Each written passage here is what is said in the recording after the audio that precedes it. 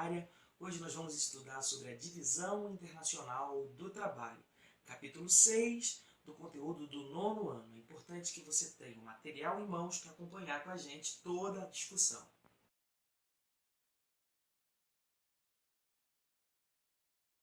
Conceitualmente, isso significa que as relações entre os diversos países não se dão de maneira equilibrada. Estamos falando aqui das relações econômicas, comerciais. Falamos também da estrutura de dominação e poder. É isso que a divisão internacional do trabalho representa.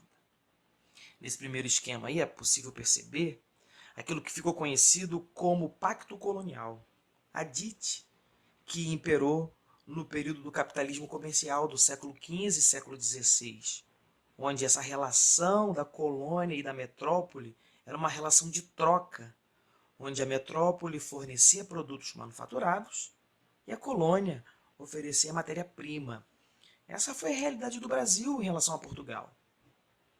O Brasil fornecia, na verdade, matéria-prima para Portugal, e Portugal demandava para o Brasil produtos manufaturados. Essa era uma realidade do que nós chamamos de Pacto Colonial, Divisão Internacional do Trabalho, no capitalismo comercial. Em relação à divisão internacional do trabalho no capitalismo industrial, observa-se do século XVIII e século XIX uma mudança no padrão. Os países que antes eram considerados metrópoles saíram na frente do processo de industrialização.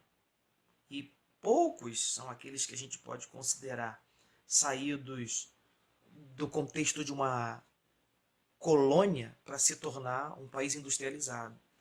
A rara exceção, Estados Unidos. Poucos outros conseguiram isso. Então, a relação que se estabeleceu no mundo, na divisão internacional do trabalho, no capitalismo industrial, foi países industrializados e países que mantiveram uma base agrária, onde os países agrários forneciam para os países industrializados matéria-prima e os países industrializados forneciam produtos industrializados para esses outros países. Isto é, divisão internacional do trabalho no período do capitalismo industrial, século XVIII e século XIX. O que temos agora? Temos, então, uma nova divisão internacional do trabalho. Nós vivemos o tempo do capitalismo financeiro, e esse tempo está estabelecido do século XX até hoje. E houve uma certa mudança na relação de poder e na relação da divisão do trabalho. E se você notar bem, os países que antes eram metrópoles, que se tornaram industrializados, hoje podem ser classificados como países centrais. Não mudou muito, estou falando dos países ricos. Nesse esquema é bem possível perceber que de um lado você tem os países ricos e do outro lado os países pobres. E há uma relação não equilibrada entre eles. Vamos olhar esse esquema aqui e tentar entender. Os países pobres estão classificados aqui como periferia, que ainda demandam matéria-prima para os países centrais.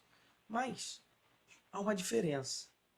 Dentro dos países pobres, existem aqueles que também se industrializaram, aqueles que alcançaram um certo dinamismo econômico e passaram a ser chamados de emergentes. Isso não significa que deixaram de ser pobres. É como se fosse um feio bem arrumado. Ainda continua feio. É como se fosse um pobre que conseguiu um pouco mais de status. É isso que acontece. Um país emergente é exatamente isso. É um país de periferia, é um país pobre, mas que conseguiu avançar em alguns pontos da industrialização. Não a ponto de se tornar um país central. Porque não é apenas a industrialização que define a característica de um país central. Okay? Então a relação aqui é a seguinte: os países periféricos, os países pobres, continuam a demandar para os países centrais matéria-prima.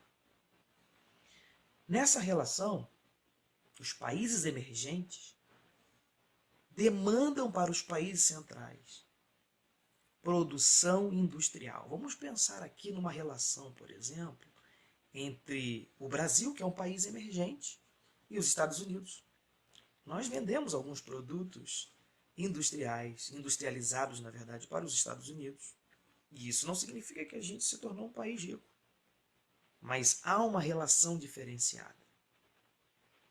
E outra coisa também, entre os países da periferia e países emergentes, há também trocas comerciais, onde os países emergentes, como é o caso do Brasil, fornecem para os países periféricos produção industrial.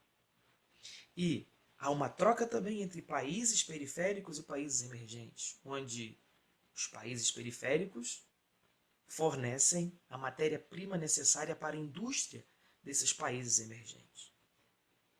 No entanto, como se dá essa relação de poder, de centralidade dos países que antes eram as grandes metrópoles, dos países que se tornaram as grandes potências industriais?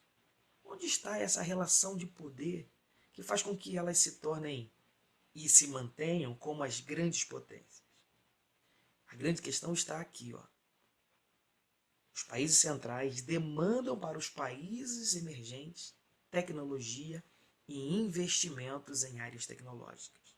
Ou seja, os países centrais detêm o poder das descobertas científicas, dos grandes parques industriais, na verdade, pensados nessa fase da terceira revolução industrial, da tecnologia de ponta. E é essa relação que mantém a divisão internacional do trabalho nesse momento do capitalismo financeiro. Então, pessoal, a relação de dependência está estabelecida. Divisão internacional do trabalho fala sobre isso. De que maneira essa relação entre os países se estabelece, de que maneira as trocas comerciais se estabelecem, de que maneira a relação de poder, a relação de dominação, a relação de influência se estabelece no âmbito das trocas comerciais, das trocas econômicas entre os diversos países do mundo. Isso é divisão internacional do trabalho.